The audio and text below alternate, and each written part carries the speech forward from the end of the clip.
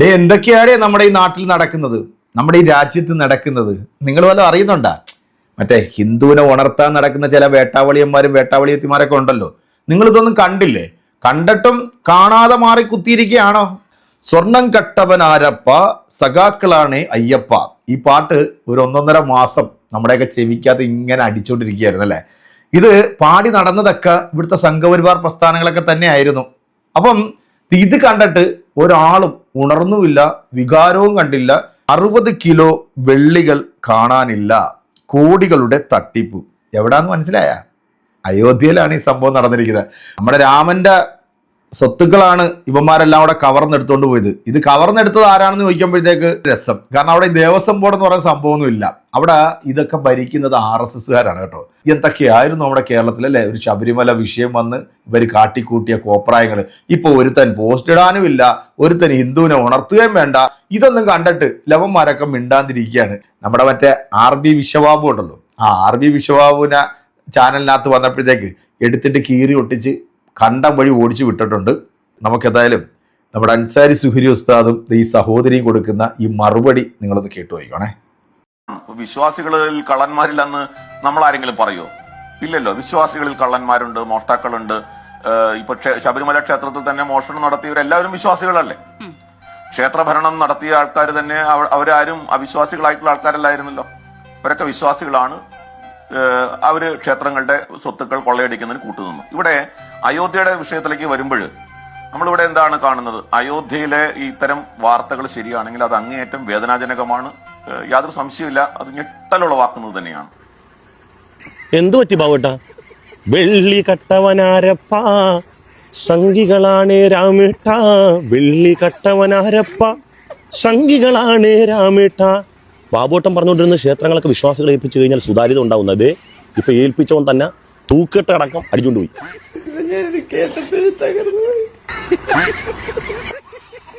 ഇപ്പം അയോധ്യയിൽ രാമക്ഷേത്രത്തിൽ 200 കോടി രൂപയാണ് ഭയങ്കര വെട്ടിപ്പ് ഉണ്ടായത്. പാളയമ്പള്ളിയിൽ ഇമാമാണ്, ഭീമാപ്പള്ളിയിൽ ഇമാമാണ്. അതല്ല, ടിപ്പു മുകൾ ആരാണ് അടിച്ചുകൊണ്ട് പോയത്? നമ്മൾ തന്നെ. അന്നും നമ്മൾ തന്നെ, ഇന്നും നമ്മൾ തന്നെ. നമ്മളല്ലാതെ വേറെ ആര് അടിച്ചുകൊണ്ട് പോകാൻ? ഇതിലേറ്റവും രസാവഹമായ സംഭവം എന്ന് പറഞ്ഞാലേ, അയോധ്യ എന്ന് പറഞ്ഞ സ്ഥലമുണ്ടല്ലോ, ഇപ്പോൾ രാമക്ഷേത്രം നിർമ്മിച്ചിരിക്കുന്നത് മലപ്പുറത്തെ മദർസയിൽ നിന്ന് 2226 കിലോമീറ്റർ അടുത്താണ്. അതുകൊണ്ടാണ് ഇങ്ങനെ സംഭവിക്കുന്നത്. ഈ നാട്ടിലെ പാവപ്പെട്ട ഹിന്ദുക്കൾ അവരുടെ അധ്വാനത്തിന്റെ വിഹിതം നേർച്ചയാക്കി കൊടുക്കുന്ന സാധനങ്ങളെല്ലാം മുച്ചൂടും അടിച്ചുകൊണ്ട് പോയിട്ട് അതിന്റെ പേര് ദോഷം മുഴുവൻ ആർക്കാ? മുഗളന്മാർക്കും ടിപ്പുവിനും. നൂറ്റാണ്ടുകൾക്ക് മുമ്പ് ജീവിച്ചു പോയ ടിപ്പുവിന് കിടക്കാൻ വയ്യ, മുഗളന്മാർക്കും കിടക്കാൻ വയ്യ. എന്നിട്ട് ഇപ്പം ഇരുന്ന് മോങ്ങുകയാണ് വിശ്വാസികൾ കള്ളന്മാരുണ്ടെന്ന്. കള്ളന്മാരുണ്ടല്ലോ, ഉറപ്പല്ലേ? അതല്ല ഇപ്പം ശബരിമലയൊക്കെ നമ്മൾ കണ്ടത്. വിശ്വാസികൾ തന്നെ അടിച്ചുകൊണ്ട് പോയിരുന്നു. ഈ അവനവൻ അടിച്ചുകൊണ്ട് പോയിട്ട് അവനവൻ തന്നെ പറ ഞാൻ അടിച്ചുകൊണ്ട് പോയിന്ന്. ബാക്കിയുള്ളവർ നെഞ്ചത്ത് കയറാതെ, ഇവിടുത്തെ പാവപ്പെട്ട മുസ്ലിങ്ങൾ നെഞ്ചത്തോട്ട് കയറാതെ. വെള്ളി കട്ടവനാരപ്പ സംഘികളാണ് രാമേട്ട, വെള്ളി കട്ടവനാരപ്പ സംഘികളാണ് രാമേട്ട. സുരേഷേ കറക്കടാ. സുമേഷേ കറക്ക്, നന്നായിട്ട് കറക്ക്. നല്ല സ്പീഡിന് പോളൂ. ഫസ്റ്റ് സെക്കൻഡിൽ കറക്കടാ.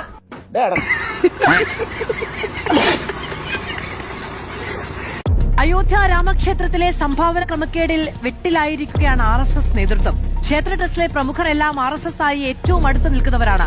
പണം എണ്ണി തിട്ടപ്പെടുത്തുന്ന ജോലി ചെയ്യുന്നവർ ഉൾപ്പെടെ സംഘടനയുമായി ബന്ധമുള്ളവരാണ്. കോടിക്കണക്കിന് രൂപയുടെ ക്രമക്കേട് ആരോപണമാണ് ട്രസ്റ്റിനെതിരെ ഉയർന്നത്.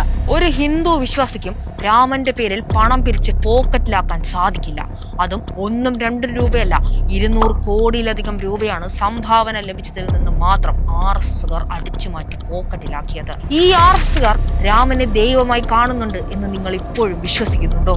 രാമന്റെ പേരിൽ മനുഷ്യരെ തല്ലിക്കൊല്ലാൻ മാത്രമല്ല, ആ അവതാര പുരുഷന്റെ പേരിൽ വിശ്വാസികളുടെ പണം അടിച്ചു മാറ്റാനും സംഘപുത്രന്മാർക്ക് ഒരു ഉളുപ്പുമില്ല എന്നവർ വീണ്ടും തെളിയിച്ചു. RSS രാമന് വിറ്റ് കാശാക്കുന്നത് ഇതാദ്യമായല്ല. നിരവധി ഹിന്ദു ക്ഷേത്രങ്ങൾ നിയന്ത്രിക്കുന്ന രാമക്ഷേത്രം നിർമ്മിക്കാൻ കോടതിയിൽ കേസിന് പോയ ഹിന്ദു സംഘടനയായ നിർമോഹി അഖാര 2017 തന്നെ RSSകാർ രാമക്ഷേത്രത്തിന്റെ പേരിൽ 1400 കോടി രൂപ പിരിച്ചു പോക്കറ്റിലാക്കി എന്ന് വെളിപ്പെടുത്തിയിരുന്നു. വിശ്വ ഹിന്ദു പരിഷത്തും BJPയും 1990കൾ മുതൽ ഒരു കണക്കുമില്ലാതെ രാമന്റെയും രാമക്ഷേത്രത്തിന്റെയും പേരിൽ പിരിച്ചത് ആയിരക്കണക്കിന് കോടികളാണ്. അതൊക്കെ സംഘികളുടെ നേതാക്കളുടെ കയ്യിൽ എത്തുകയും ചെയ്തു. തീർന്നിട്ടില്ല RSSകാരുടെ രാമന്റെ പേരിലുള്ള തട്ടിപ്പുകൾ. ഭരണം കിട്ടി ക്ഷേത്രം പണി തുടങ്ങുന്നതിന് മുമ്പ് തന്നെ കോടാനുകോടികളുടെ ഭൂമി കുംഭകോണത്തിനും ഇതേ സംഘിക്കൂട്ടങ്ങൾ നേതൃത്വം കൊടുത്തു. അന്ന് RSS ഈ അയോധ്യ രാമക്ഷേത്രം എന്ന് പറയുന്നത് നമ്മുടെ രാജ്യത്തിലെ രണ്ട് മതവിഭാഗക്കാരെ മതധ്രുവീകരണം നടത്തി ഒരു രാഷ്ട്രീയ പാർട്ടി അതിന്റെ മുതലെടുപ്പിന് വേണ്ടി കെട്ടി ഉയർത്തി നമ്മുടെ പ്രധാനമന്ത്രിയുടെ നേതൃത്വത്തിൽ പ്രതിഷ്ഠ നടത്തിയ ഒരു അമ്പലമാണ്. അയോധ്യ രാമക്ഷേത്രത്തിലെ സംഭാവന ക്രമക്കേടിൽ വെട്ടിലായിരിക്കുകയാണ് RSS നേതൃത്വം. ക്ഷേത്ര ട്രസ്റ്റിലെ പ്രമുഖരെല്ലാം RSS ആയി ഏറ്റവും അടുത്ത് നിൽക്കുന്നവരാണ്. പണം എണ്ണി തിട്ടപ്പെടുത്തുന്ന ജോലി ചെയ്യുന്നവർ ഉൾപ്പെടെ സംഘടനയുമായി ബന്ധമുള്ളവരാണ്. അവിടെ ഭരിക്കുന്നത് ദേവസ്വം ബോർഡൊന്നും അല്ല കേട്ടോ, അവിടെ ഭരിക്കുന്നത് RSSന്റെ കീഴിലുള്ള സംഘടനകളാണ്. എന്നിട്ടും ആ രാമന്റെ മുതല് പോലും കട്ടെടുത്തിരിക്കുകയാണ് ഈ RSSകാര്. പക്ഷെ ഇപ്പൊ ഈ RSSകാർക്കും BJPക്കാർക്കും ഒന്നും നമ്മുടെ ഹിന്ദുക്കളെ ഉണർത്തേണ്ട യാതൊരുവിധ ആവശ്യവും ഇല്ല. ഇപ്പൊ ഇവർക്കൊന്നും അവിടെ നാമജപമോ ഭജനയോ ഒന്നും നടത്തേണ്ട ഒരു കാര്യവും ഇല്ല. എന്റെ ഒരു RSSകാരനോ BJPക്കാരനോ ഒന്നും ഇതിന് പ്രതികരിച്ച് ഒരു പോസ്റ്റ് പോലും ഇടുന്നത് ഞാൻ കണ്ടില്ല. രാമക്ഷേത്രം എന്ന് പറയുന്നത് നമ്മുടെ ഹിന്ദുക്കൾക്ക് ഏറ്റവും ഏറ്റവും ഏറ്റവും ഏറ്റവും വേണ്ടപ്പെട്ട ക്ഷേത്രമല്ലേ. അവിടെ ഇതുപോലൊരു കളവ് നടന്നിട്ടും എന്തുകൊണ്ട് നിങ്ങൾ ആരും നൈസ് മറുപടി അല്ലേ? ഇതിൽ കൂടുതൽ ഒരു മറുപടി ഈ എന്താ പറയാ നല്ല നൈസ് മറുപടി അല്ലേ? ഇതിൽ കൂടുതൽ ഒരു മറുപടി വേട്ടാവളിന് അർഹിക്കുന്നില്ല എന്നുള്ളതാ. അവർക്ക് വിട്ടുകൊടുക്കണമെന്നും പറഞ്ഞ് ഇവിടെ ഓരോ പ്രസ്താവനകൾ ഇറക്കിക്കൊണ്ട് വരുന്നത്.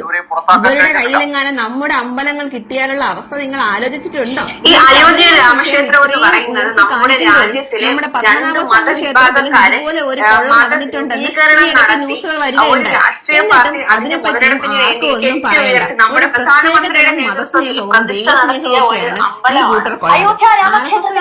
എന്തും കട്ടുകൊണ്ട് പോവാം. BJPക്കാരാവുമ്പോൾ രാജ്യത്ത് എന്തും ആരെങ്കിലും മിണ്ടിപ്പോയാൽ നമ്മുടെ ഇത് പറഞ്ഞത് ആരാണ്? ആ സമുദായത്തിൽപ്പെട്ടിട്ടുള്ള ഒരു സഹോദരിയാണ് കേട്ടോ പറഞ്ഞത്. അപ്പം ഇതുപോലുള്ള ലക്ഷക്കണക്കിന് കോടിക്കണക്കിന് വരുന്ന നല്ല ഹൈന്ദവ സഹോദരങ്ങളും വിശ്വാസികളും ജീവിക്കുന്ന ഒരു നാടാണ് നമ്മുടെ ഈ ഇന്ത്യ. നമ്മുടെ ഇന്ത്യയിൽ സാധാരണക്കാരായിട്ടുള്ള വിശ്വാസികൾ കൊടുത്ത പണം കൊണ്ടാണ് രാമക്ഷേത്രം കെട്ടിപ്പടുത്തത് അല്ലേ. അവിടുന്ന് 60 കിലോ വെള്ളിയും ഏതാണ്ട് 200 കോടിയുടെ അഴിമതിയുമാണ് ഈ കുറഞ്ഞ കാലയളവിൽ, ക്ഷേത്രം വന്നിട്ട് ഏതാണ്ട് ഒരു 3-4 വർഷം കൊണ്ടല്ലേ ആയിട്ടുള്ളൂ, ഈ കുറഞ്ഞ കാലയളവിൽ നടത്തിയിരിക്കുന്നത്. വിശ്വാസികൾ RSSO സംഘപരിവാർ പ്രസ്ഥാനത്തിലുള്ള ആളുകളായാൽ അവര് എന്ത് ചെയ്താലും, അതായത് കാരണവർക്ക് അടുപ്പിലും തൂറാം എന്ന് പറയുന്ന ഒരു പഴഞ്ചൊല്ലുണ്ടല്ലോ, അതാണ് ഇവിടെ നടക്കുന്നത്. ഇവന്മാര് ചെയ്തു കഴിഞ്ഞാൽ നമ്മുടെ കേരളത്തിലെ സംഖ്യകൾ ഒന്നും മുണ്ടൂല, ഇവന്മാരൊന്നും എണ്ണിക്കൂല, ഇവരെല്ലാം ഉറക്കവാ, ഇപ്പോഴും ഉറക്കവാ, എഴുന്നേക്കത്തില്ല. നമ്മുടെ അൻസാരി ഉസ്താദ് പറഞ്ഞ കണക്ക് സുമേഷേ കറക്കടാ,